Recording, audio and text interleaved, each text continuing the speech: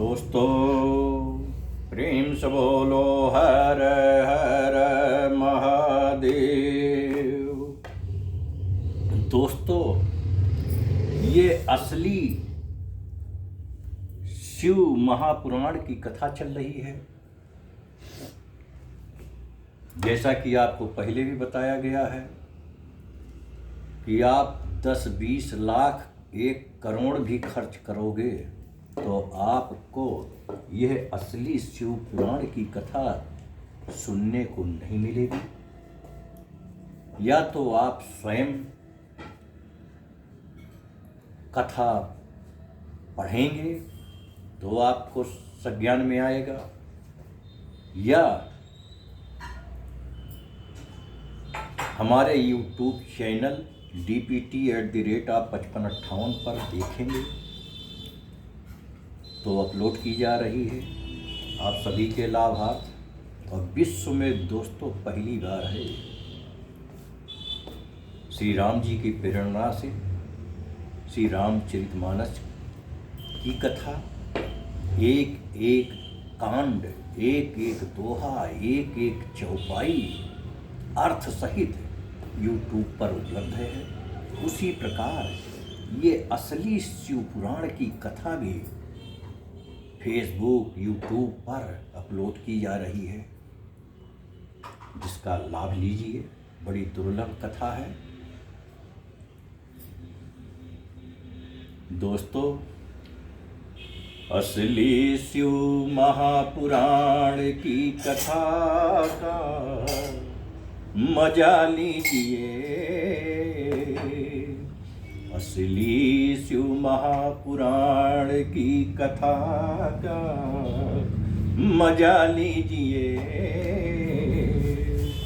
चाहे जिस हाल में हो नमः शिवाय नमः शिवाय जपा कीजिए।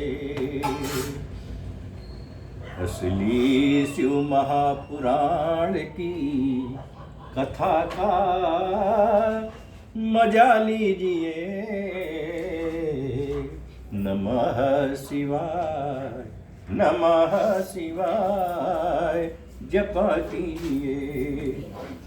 आइए रोज की भांति वंदना करते हैं, फिर इसके बाद चालू करते हैं। गजाननं भूतगणाधिसेवितं कपित्थजम्बूफलचारुभक्षणम् उमासुतं शोकविनाशकारिकं नमामि विघ्नेश्वरपादपङ्कजम्। हरियादिशक्ति महामाये दिव्यज्ञानस्वरूपिणी नौ दुर्गे जगन्माते प्रणमामि मुहुर्मुहुः। हरिपूरगौरं करुणावतारं संसारसारं भुजगेन्द्रहारं सदा वसन्तं हृदयारविन्दे भवं भवानी सहितं नमामि। अतुलित बलधामं हेम शैलावदेहम् अतनुजबल किसानुं ज्ञानिनाम् अग्रगण्यम् सकल गुणनिधानं वानराणामधीशं रघुपति प्रियभक्तं वातजातं नमामि। नीलाम्बुजै श्यामलकोमलाङ्गं सीतासमारोपितवामभागम् औडौ महासायक चारुचापं नमामि रामं रघुवंशनाथम्। गुरुर्ब्रह्मा गुरुर्विष्णु गुरुर्देवो महेश्वरा गुरुर्साक्षात् परब्रह्म तस्मै श्री गुरवे नमः। विश्वनाथ मम नाथ पुरारी त्रिभुवन महिमा विदित तुम्हारी। आशुतोष तुम औढर दानी आरती हरहु दीन जन जानी। सो तुम जानो अंतरयामी पूर्वहु मोरे मनोरथ स्वामी। यही विधिनाथ होए हित मोरा करहु सुबेगी दासमय तोर। देवी पूज पद कमल तुम्हारे सुर नर मुनि सब होई सुखारी। दीन दयाल बिरुदि संभारी हरहु नाथ मम संकट भारी। दीन दयाल दया कर दो भोलेनाथ कृपा कर दो। भोले एक तेरा सहारा है बिन तेरे ना इस जग में कोई हमारा। नमः शिवाय भोले नमः शिवाय नमः शिवाय बाबा नमः शिवाय नमः शिवाय ओम नमः शिवाय बम बम भोले नमः शिवाय नमः शिवाय ओम नमः शिवाय बम बम भोले नमः शिवाय नमः शिवाय ओम नमः शिवाय बम बम भोले नमः शिवाय नमः शिवाय ओम नमः शिवाय बम बम भोले नमः शिवाय नमः शिवाय ओम नमः शिवाय बम बम भोले नमः शिवाय नमः शिवाय ओम नमः शिवाय बम बम भोले नमः शिवाय। प्रेम से बोलिए हर हर महादेव। दोस्तों न टोना है न टुटका है असली शिव महापुराण की कथा का मजा लीजिए। चाहे जिस हाल में हो नमः शिवाय जपा कीजिए। इसलिए शिव महापुराण की कथा का मजा लीजिए। नमः शिवाय जपा कीजिए। श्री शिव महापुराण की पंचम उमा संहिता के 24वां अध्याय में आप सभी का स्वागत है, अभिनंदन है, वंदन है। प्रेम से कथा आप सुनिए और आप बड़े मग्न होकर सुन रहे हैं, लाइक कर रहे हैं, सब्सक्राइब कर रहे हैं, कमेंट दे रहे हैं, जिससे हमारा भी साहस डबल हो रहा है। आइए बाबा भोलेनाथ की कथा का आनंद लेते हैं। आज का शीर्षक है स्त्री स्वभाव का वर्णन। बड़ा दुर्लभ प्रसंग है और बहुत आवश्यक प्रसंग है। समझना अति आवश्यक है। व्यास जी बोले, हे मुने, पंचचूड़ा अप्सरा ने क्या कहा है? स्त्रियों के उस कुत्सित अर्थ को मुझसे संक्षेप में वर्णन कीजिए। सनत कुमार जी बोले, हे विप्र सुनो, मैं स्त्रियों के उस स्वभाव का वर्णन करता हूँ जिसके की श्रवण मात्र से उत्तम वैराग्य की उत्पत्ति होती है। हे मुनीश्वर, शुद्ध चित्त वाली स्त्रियां दोषों की मूल हैं। मोक्ष के इच्छुक को कदापि स्त्रियों में आसक्ति नहीं करनी चाहिए। इस संबंध में व्यभिचारिणी, पंचचूड़ा और नारद का संवाद मैं तुमसे कहता हूं। पूर्व समय में जब एक दिन नारद जी ने इस सुंदर भ्रिकुटी वाली पंचचूड़ा अप्सरा को देखा तो उससे पूछा कि हे सुमध्ये, मैं तुमसे स्त्रियों के स्वभाव को सुनना चाहता हूं, क्या तुम मुझसे बतलाओगी? इस पर पंचचूड़ा ने कहा, क्यों नहीं, किंतु कोई भी हो वो स्त्रियों की निंदा करने में समर्थ नहीं है। स्त्रियों का जैसा स्वभाव होता है वो सब प्रकट ही है। हे देवर से, आपको मुझसे ऐसा प्रश्न नहीं करना चाहिए था। यह कहकर अप्सराओं में श्रेष्ठ पंचचूड़ा मौन हो गई। तब लोकों की हित कामना से नारद जी ने फिर उससे कहा कि हे सुमध्ये, झूठ बोलने में तो दोष होता है, किंतु सत्य में नहीं। यह जानकर जो सत्य हो वो तू कहे। तब सुंदर हास्य करने वाली उस अप्सरा ने शीघ्र ही स्त्री दोषों को सत्य सत्य कहना आरंभ किया। पंचचूड़ा ने कहा, हे नारद जी, स्त्री चाहे जैसी भी नाथ वाली, कुलीन और सुंदर क्यों ना हो, मर्यादा में नहीं रहती। यह उसका सबसे बड़ा दोष है। स्त्रियों से बढ़कर कोई दूसरा पापी नहीं है। स्त्रियां पापों की मूल हैं, यह तुम जानते हो, क्योंकि धनवान रूप वाले यथोचित पतियों के समीप प्राप्त होने पर भी स्त्रियां प्रतीक्षा करने में समर्थ नहीं होती। हम स्त्रियों का एक तो यही असत धर्म है जो कि पापी मनुष्य को भी लज्जा त्याग कर भजती हैं।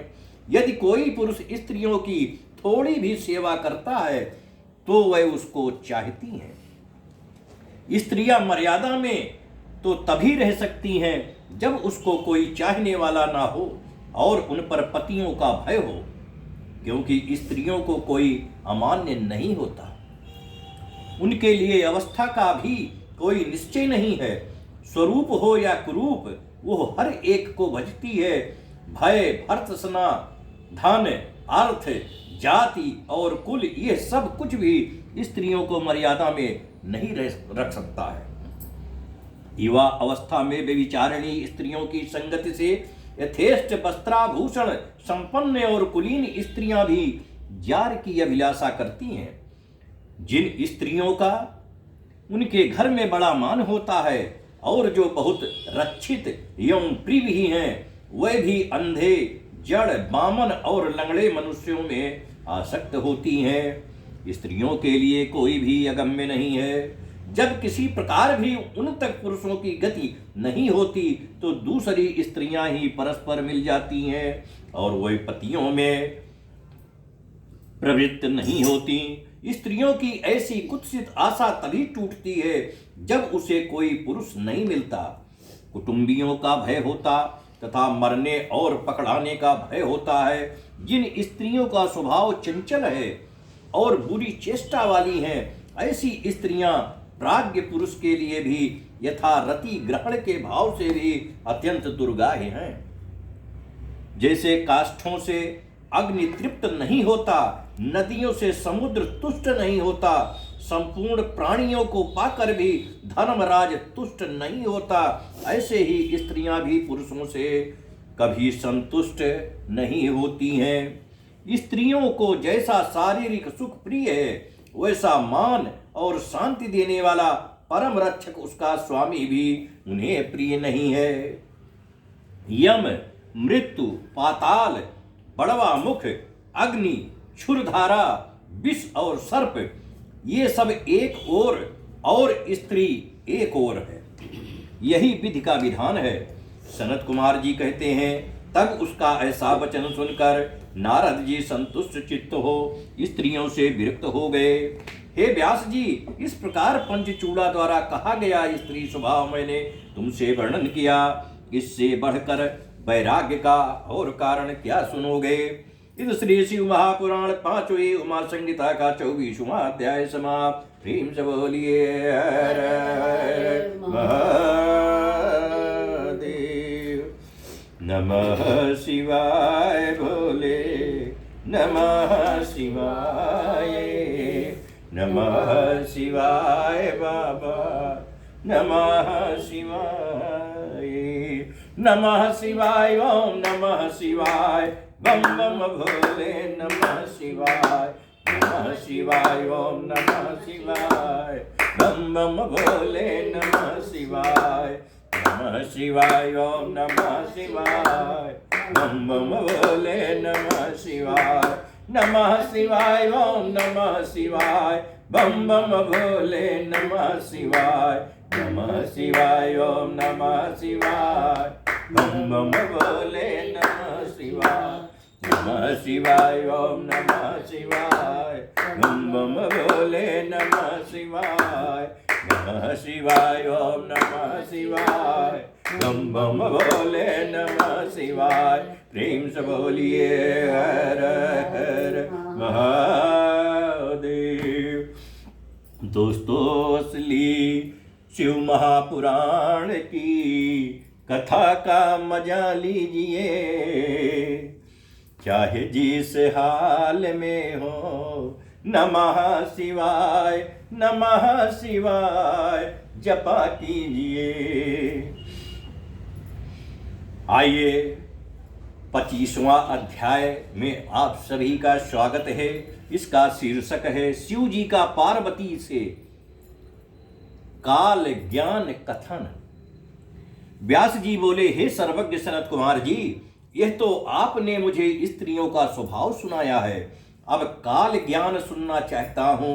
सनत कुमार जी ने कहा, ऐसा प्रश्न पार्वती जी ने शिव जी से किया था और कहा था कि हे देव, हे प्रभु, और तो मैंने आपसे सब कुछ सुन लिया है, परंतु काल चक्र के संबंध में मुझे अब एक संशय रह गया है कि मृत्यु का क्या चिन्ह है और आयु का क्या प्रमाण है। यदि आपकी प्रिया हूं, यदि मैं आपकी प्रिया हूं तो मुझसे कहिए। तब देवी के इस प्रकार पूछने पर शिवजी ने कहा, हे प्रिय, हे देवेशी, इस संबंध में मैं तुमसे उस सत्य शास्त्र का वर्णन करता हूं जिससे कि मनुष्यों के काल, दिन, पक्ष, महीना, ऋतु, अयन, वत्सर आदि बाहरी या भीतरी स्थूल या सूक्ष्म चिन्हों से मृत्यु के चिन्ह जाने जाते हैं। हे सुंदरी, हे पार्वती, अब मैं तुमसे वैराग्य के अर्थ को लोकोपकारार्थ यथावत कहता हूं, ध्यान देकर सुनो। हे प्रिय, यदि अकस्मात शरीर चारों ओर से पीला और ऊपर से लाल हो जाए तो यह जानो कि उसकी मृत्यु 6 महीने के भीतर हो जाएगी। और जब मुख, कान, आंख, जीभ बंध जाए तो भी 6 महीने के भीतर ही मृत्यु हो जाती है। इसी प्रकार यदि सूर्य, चंद्रमा और अग्नि का प्रकाश दिखाई न पड़े और सब वस्तुएं श्याम दिखाई पड़े, काली दिखाई पड़े, तो जानो कि जीवन 6 महीने का है। जिसका बायां हाथ 7 दिन तक फड़कता रहे तो उसका जीवन 1 महीने शेष रहता है। जिसके सब गात्रों का उन्मीलन हो और तालु सूख जाता हो तो वह भी 1 ही महीना जीता है। त्रिदोष अर्थात बात, पित्त, कफ से जिसकी नासिका बहती हो और मुख तथा कंठ सूख जाए तो जानो कि वो 6 महीने में ही मर जाएगा।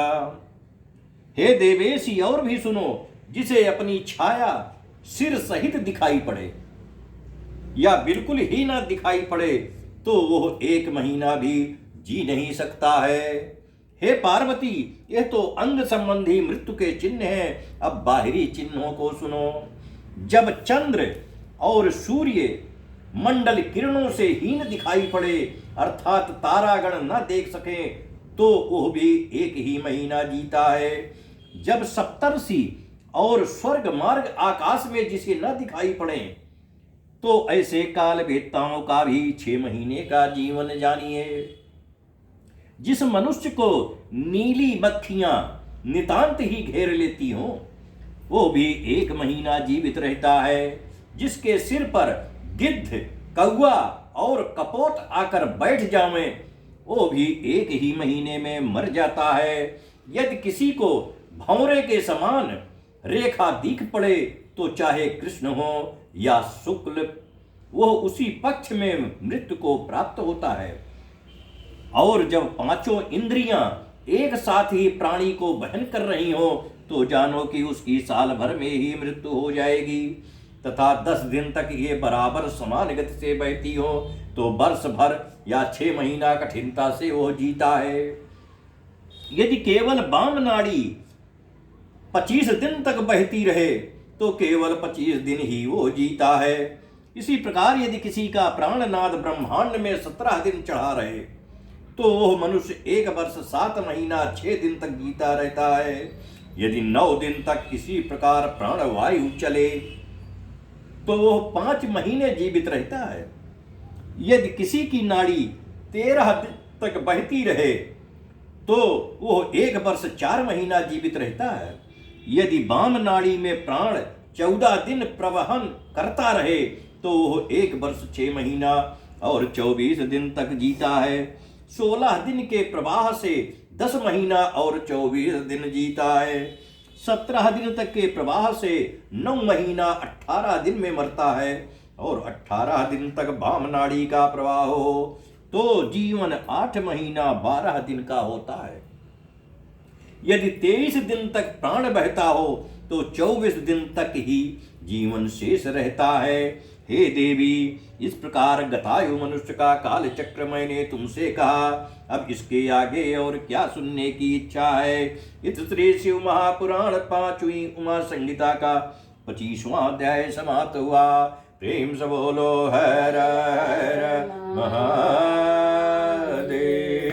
नमः शिवाय, नमः शिवाय, नमः शिवाय बाबा, नमः शिवाय, नमः शिवाय भोले, नमः शिवाय, नमः शिवाय, ओम नमः शिवाय, बम बम भोले, नमः शिवाय, नमः शिवाय, ओम नमः शिवाय, बम बम भोले, नमः शिवाय, नमः शिवाय, ओम नमः शिवाय, बम बम भोले, नमः शिवाय, नमः शिवाय, ओम नमः शिवाय, बम बम भोले, नमः शिवाय, नमः शिवाय, ओम नमः शिवाय, बम बम भोले, नमः शिवाय, नमः शिवाय, ओम नमः शिवाय, बम बम भोले, नमः शिवाय।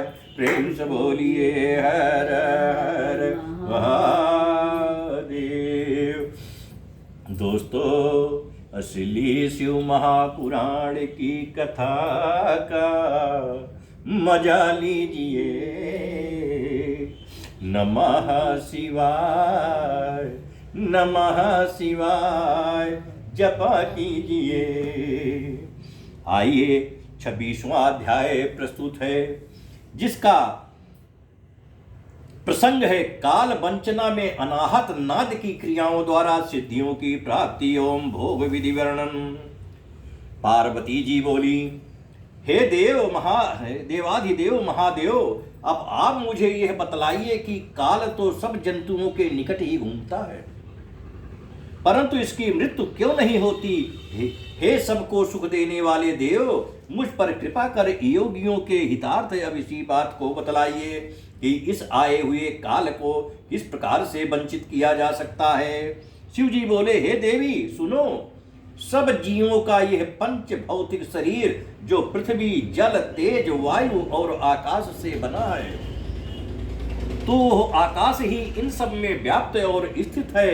सब उसी में विलीन होते हैं और फिर आकाश से ही उत्पन्न होते हैं, जिसे ज्ञानी जन तप और मंत्रों के बल से पूर्णतया जानते हैं, इसमें संदेह नहीं है। यह सुनकर देवी ने कहा, हे प्रभो, आप तो काल के भी संहर्ता हैं, इसलिए आप यह बतलाइए कि जब आपने काल को मार दिया तब वो मरकर भस्म हो गया और उसका कहीं पता न लगा, परंतु जब उसकी स्तुति सुनकर उसको आपने फिर कृपा कर देखा तो उठ खड़ा हुआ। हे महेश, अब यहाँ ऐसी कौन सी वस्तु है जिससे वो काल मारा जावे। शिव जी बोले, हे देवी, इस श्रेष्ठ काल को देवता, दैत्य, यक्ष, राक्षस सर्प और मनुष्य इत्यादि कोई नहीं मार सकते,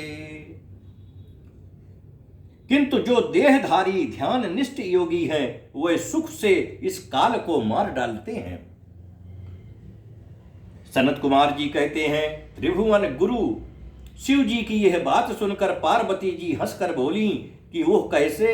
इस पर शंकर जी ने कहा, हे चंद्रबदन, हे चंद्रबदने, हे बरारोहे, ये पंचभूतों से उत्पन्न हुआ शरीर जो सर्वदा उनके गुणों से युक्त है, उत्पन्न होकर ये पार्थिव वायु फिर उनमें ही लीन हो जाता है।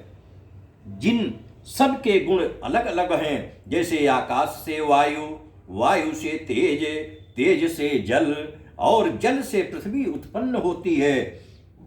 क्रम से ये आगे वाले को प्राप्त होते हैं। पृथ्वी में 5 और जल में 4 गुण होते हैं, तेज में 3, वायु में 2, आकाश में केवल शब्द का 1 गुण होता है। इस प्रकार शब्द, स्पर्श, रूप, रस और गंध ये 5 गुण हुए। इन गुणों के रहते ही प्राणी मर जाता है और यही जब ग्रहण करते हैं तब मनुष्य पैदा हुआ कहा जाता है। इस प्रकार तत्वों से ही ये 5 महाभूत उत्पन्न होते हैं। योगी इन्हीं तत्वों को विचारता है। देवी बोली, हे योग वेत्ता प्रभो, इसे योगी जन कैसे जीतते हैं, मंत्र से या ध्यान से? जैसा हो मुझे बतलाइए। शिव जी बोले, हे भामिनी, यह योग है जो श्रद्धावान, भक्तिमान, बुद्धिमान, अनास्तिक, शुद्ध और धर्मनिष्ठ को ही देना योग्य है। जब सारी प्रजा सो जाती है तब योगी दीपक रहित अंधकार स्थान में जाकर सुंदर आसन पर बैठकर श्वास रोकने का प्रयोग करे और 1 मुहूर्त तक तर्जनी अंगुली से अपने कानों को अच्छी तरह बंद कर अग्नि प्रेरित शब्द को सुने। फिर क्षण भर के पश्चात अच्छी तरह ध्यान करे। इससे ज्वर आदि उपद्रव करने वाले रोग नहीं होते हैं।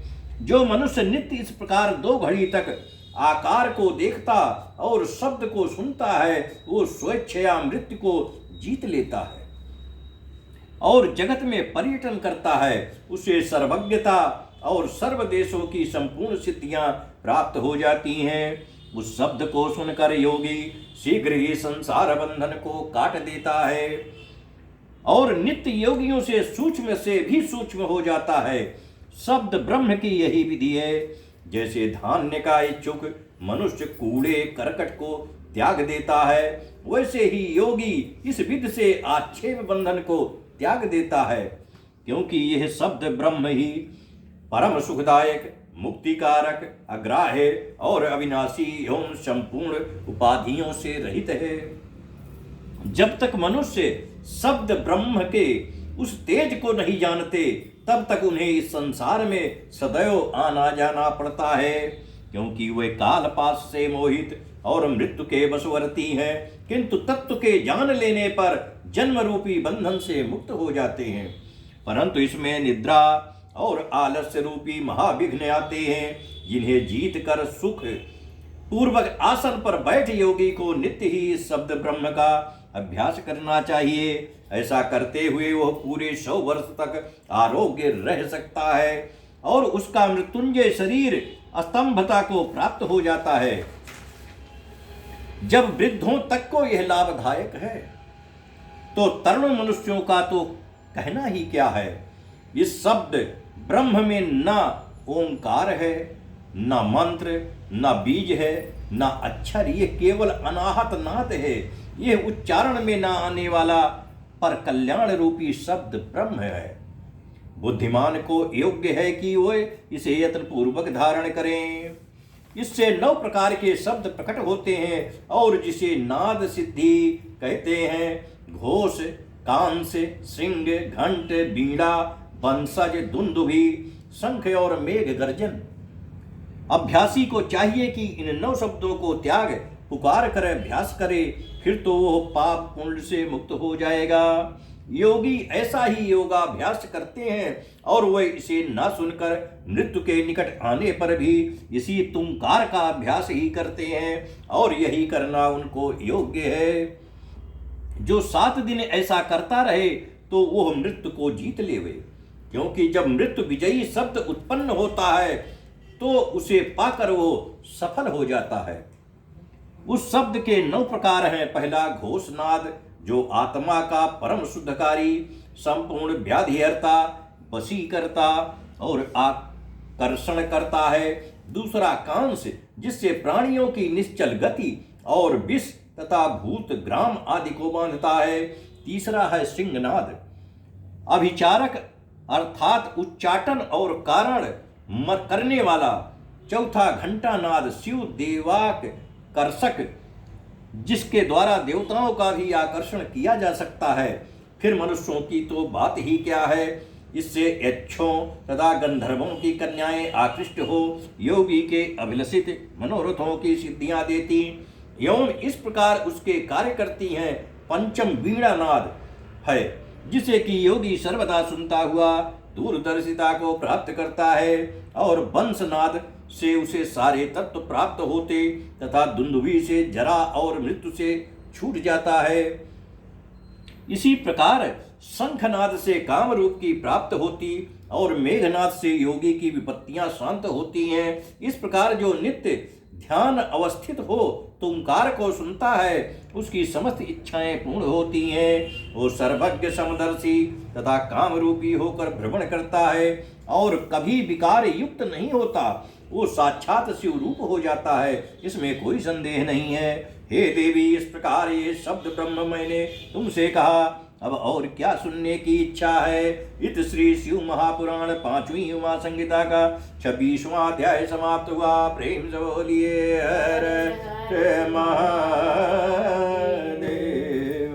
नमः शिवाय, नमः शिवाय, नमः शिवाय बाबा, नमः शिवाय, नमः शिवाय भोले, नमः शिवाय, नमः शिवाय, ओम नमः शिवाय, बम बम भोले, नमः शिवाय, नमः शिवाय, ओम नमः शिवाय, बम बम भोले, नमः शिवाय, नमः शिवाय, ओम नमः शिवाय, बम बम भोले, नमः शिवाय, नमः शिवाय, ओम नमः शिवाय, बम बम भोले, नमः शिवाय, नमः शिवाय, ओम नमः शिवाय, बम बम भोले, नमः शिवाय, नमः शिवाय, ओम नमः शिवाय, बम बम भोले, नमः शिवाय। प्रेम से बोलिए हर हर महादेव। असली शिव महापुराण की कथा का मजा लीजिए।